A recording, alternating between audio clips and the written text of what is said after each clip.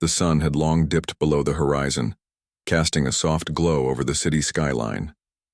Inside the bustling police station of Oak Ridge County, Captain Elena Carter sat at her desk, surrounded by stacks of files and glowing computer screens.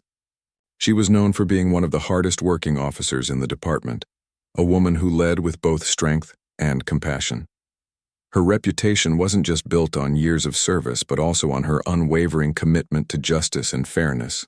Elena wasn't like most captains. While others might have spent their evenings attending formal dinners or networking events, she preferred staying late to review case files, mentor younger officers, or meet with community members. It wasn't unusual to see her walking through local neighborhoods, talking to residents about their concerns or organizing workshops to bridge the gap between law enforcement and the people they served. To many, she was more than a captain. She was a symbol of hope, a reminder that change was possible even within an imperfect system. On this particular night, however, things felt different. The air seemed heavier, charged with an unspoken tension. Elena glanced at the clock on the wall. It was nearly midnight. Most of her team had already gone home, leaving only a few stragglers scattered around the office. As she flipped through pages of reports detailing recent incidents across the city, her mind drifted to the challenges ahead. Budget cuts were looming, morale among officers was low, and there were whispers of unrest brewing in certain parts of town. But Elena refused to let these obstacles discourage her. If anything, they fueled her determination to make a difference. Her phone buzzed softly on the desk, breaking her concentration. Picking it up, she saw a message from her teenage daughter, Maya. "Mom, when are you coming home? I saved some dinner for you." Elena smiled faintly, feeling a pang of guilt. Balancing work and family life had always been difficult, especially since becoming captain. Still, she typed back quickly, promising to be home soon. As she gathered her belongings and prepared to leave, Elena couldn't shake the feeling that something was off. The streets outside were unusually quiet, almost eerily so. Normally, this time of night would bring the distant hum of traffic or the occasional siren wailing in the distance. Tonight, though, silence reigned supreme. For a moment, she hesitated, glancing out the window as if searching for answers. Then, shaking off the unease, she grabbed her coat and headed toward the exit. Little did Elena know, fate had other plans for her that evening.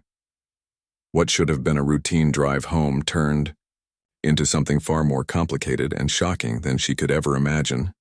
The calm before the storm was about to break, setting off a chain of events that would test not only her resolve but also everything she believed about justice, trust, and humanity itself. With each step closer to her car parked outside, the weight of uncertainty grew heavier. Yet Elena remained steadfast, unaware of what awaited her beyond those doors. Her story was about to take a turn none of them, not even her closest allies, could predict. This sets the stage for an intriguing narrative while keeping the tone engaging, relatable, and free of any inappropriate The cool night air hit Elena as she stepped out of the police station, her breath forming faint clouds in the dimly lit parking lot. She tightened her scarf against the chill and walked briskly toward her car, parked near the far corner under a flickering street lamp. Her thoughts were still occupied with work, how to address rising tensions in the community and how to support her team during such challenging times. But before she could unlock her door, the sound of screeching tires shattered the quiet. Elena turned sharply, her instincts kicking in. Two unmarked cars skidded into the lot, their headlights blinding her momentarily.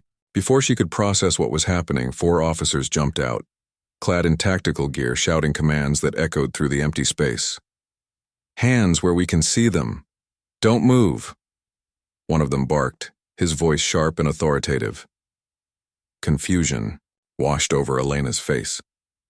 For a split second, she froze, unsure if this was some kind of drill or misunderstanding. Then reality sank in. They weren't addressing her as Captain Carter. They were treating her like a suspect. "What's going on?" she asked firmly, raising her hand slowly to show compliance. "I'm Captain Carter from Oak Ridge PD," but her words seemed to fall on deaf ears. Another officer stepped forward, his hand resting on the grip of his weapon. We received a report about a suspicious individual matching your description loitering in this area, he said, his tone cold and detached. Elena's heart raced, though she tried to remain calm. This had to be a mistake, a terrible, absurd mistake. You're making an error, she insisted, keeping her voice steady, despite the rising frustration bubbling inside her. Call Detective Harris or anyone upstairs. They'll confirm who I am. Instead of listening, the officers pressed forward, their movements deliberate and unwavering. One of them approached her, handcuffs glinting under the harsh light. Ma'am, please cooperate. We don't want any trouble. Trouble? The word stung more than the cold metal clasping around her wrists. Trouble wasn't something Elena brought to situations. It was something she worked tirelessly to resolve. And yet here she was, being treated like someone entirely different. As she stood there, restrained and humiliated in her own workplace parking lot, anger began to simmer beneath her composed exterior. How could this happen? Hadn't she spent years proving herself, earning respect within the department? Wasn't it obvious by now that she was one of the good ones? Her mind replayed countless moments when she'd faced skepticism because of her race or gender, times when colleagues doubted her abilities or questioned her authority simply because of how she looked. She'd always risen above it, refusing to let prejudice define her. But tonight felt different. Tonight the injustice cut deeper than ever before. A small crowd began to gather, other officers leaving late shifts, curious bystanders drawn by the commotion. Some watched in stunned silence while others whispered among themselves. Elena caught snippets of their conversations. Isn't that Captain Carter? What's going on? She wanted to scream, to demand answers, but she bit her tongue. Losing control wouldn't help. Instead, she focused on maintaining her dignity, even as humiliation burned in her chest. Finally, after what felt like an eternity, one of the arresting officers radioed headquarters for confirmation. When the response came back, it was clear. The EWAM report was false. There had been no suspicious activity, no valid reason for her detainment. The officers hesitated, exchanging uneasy glances. One of them muttered an apology, barely audible as they removed the handcuffs. But the damage was done. Elena's hands were free, but the weight of what had just happened lingered heavily in the air. For the first time in her career, doubt crept into her mind. If this could happen to her, a decorated captain, what did it mean for everyone else? As she stood there staring at the faces around her, she realized this incident wasn't just about her. It was bigger than that. Much bigger. And deep down, she knew her reaction would speak louder than words ever could. This part builds tension and highlights the emotional impact of the situation, while setting up the larger themes of the story.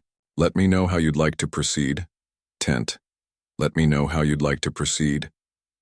The next day at the station was unlike any other.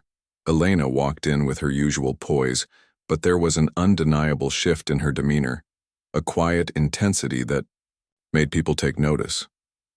Her colleagues glanced at her cautiously, unsure of how she might react after the events of the previous night. Some expected anger. Others braced themselves for confrontation. But what they didn't anticipate was the calm determination radiating from her every move. Elena began her morning by calling an impromptu meeting with the senior command staff. Word spread quickly through the department, and soon officers filled the briefing room, murmuring among themselves about why Captain Carter had summoned them so urgently. When she stepped up to the front of the room, the chatter died down instantly. All eyes were on her. Thank you all for coming, she began, her voice steady and measured. Last night, I experienced something none of us should ever have to endure, not as members of this department and certainly not as human beings. A heavy silence settled over the room. Elena paused, letting her words sink in before continuing.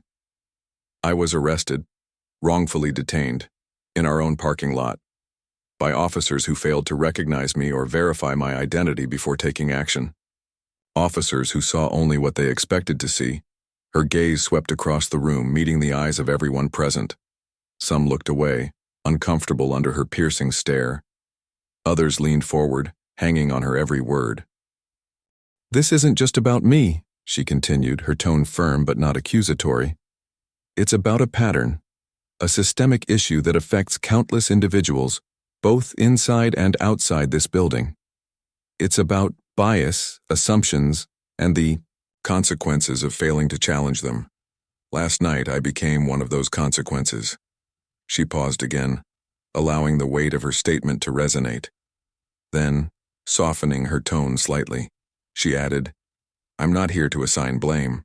I'm here because we have an opportunity, a responsibility to do better, to ensure that no one else has to go through what I did." The room remained silent, the gravity of her words hanging in the air like storm clouds.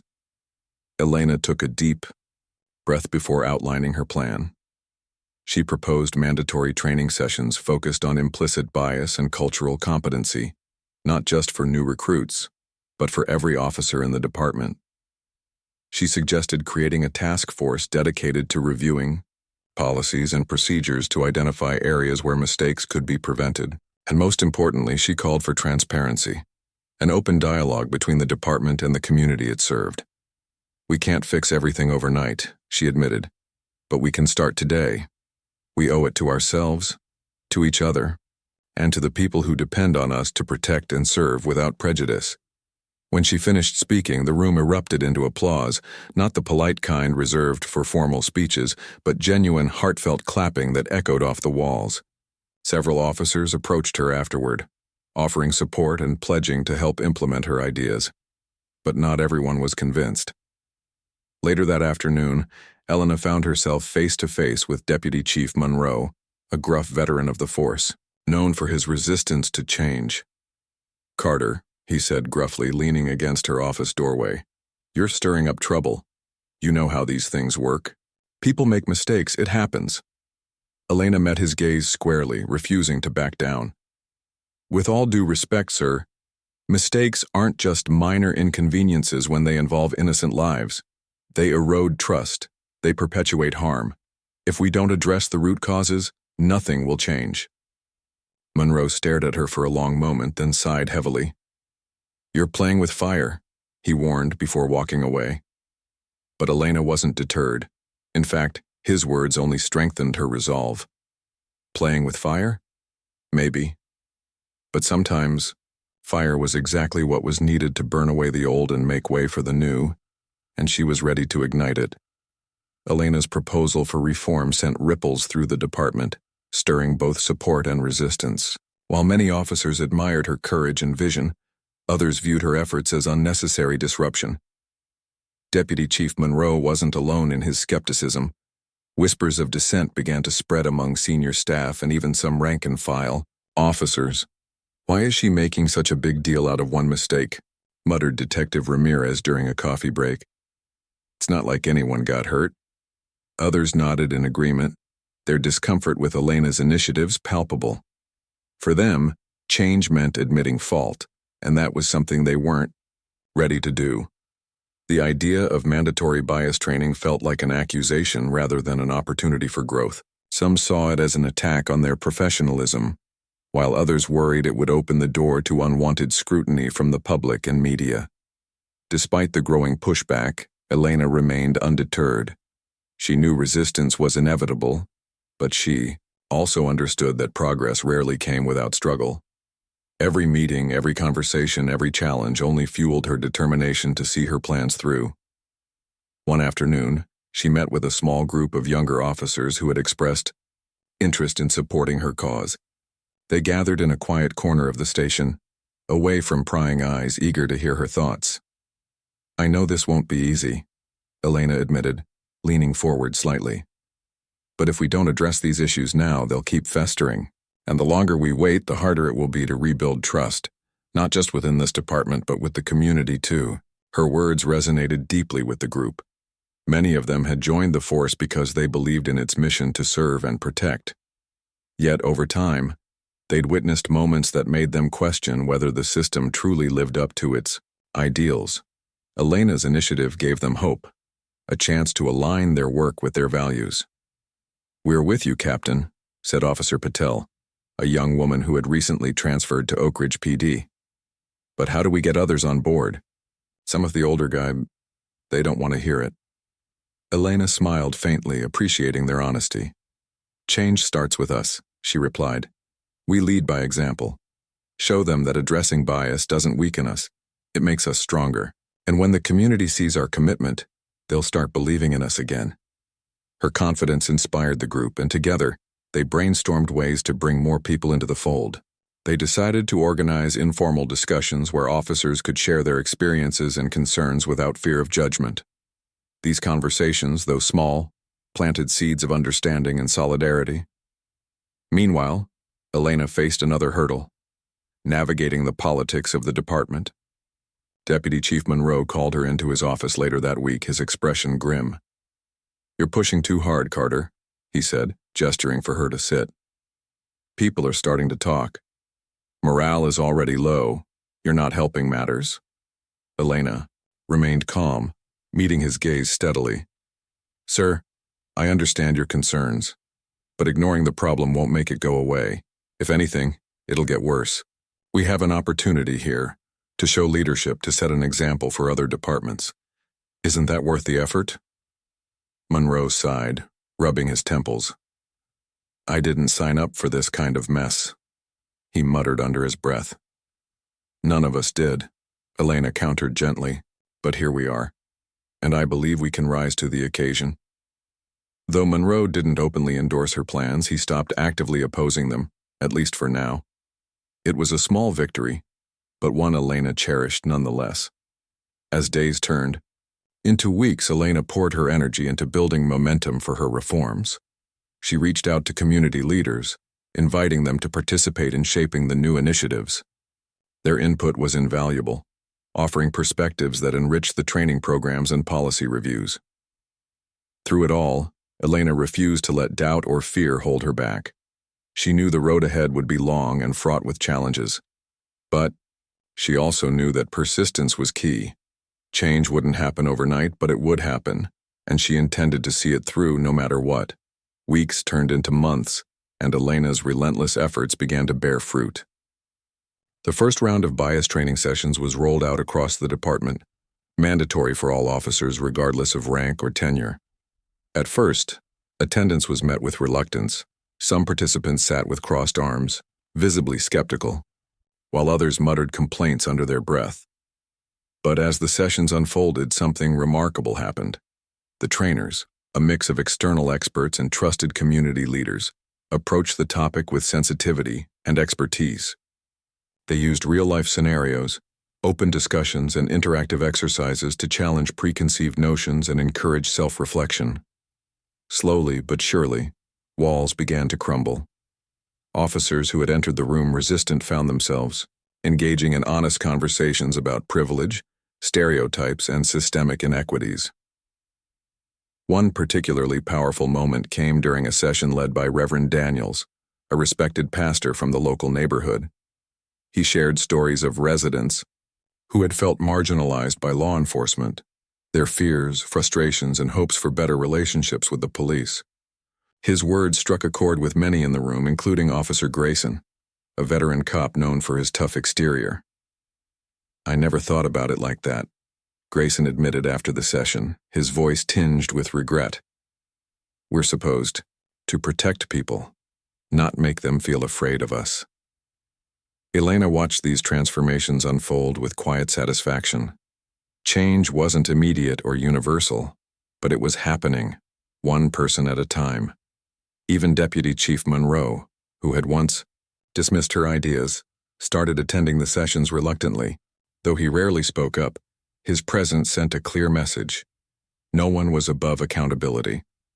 Outside the department, word of Elena's reforms spread through the community. Local news outlets picked up the story, highlighting Oak Ridge PD's bold steps toward reform. Community forums were organized where residents could voice their concerns directly to officers. For the first time in years, there was a sense of collaboration, a fragile but hopeful bridge being rebuilt between the police force and the people they served. But not everyone celebrated the changes. Critics emerged, accusing Elena of prioritizing image over action. Some claimed the initiatives were superficial, arguing that true reform required more than workshops and policy reviews. Others accused her of dividing the department, claiming she was alienating longtime officers.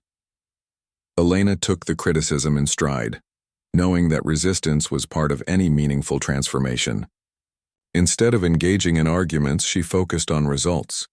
Crime rates in certain neighborhoods began to drop as trust improved, allowing officers and residents to work together more effectively.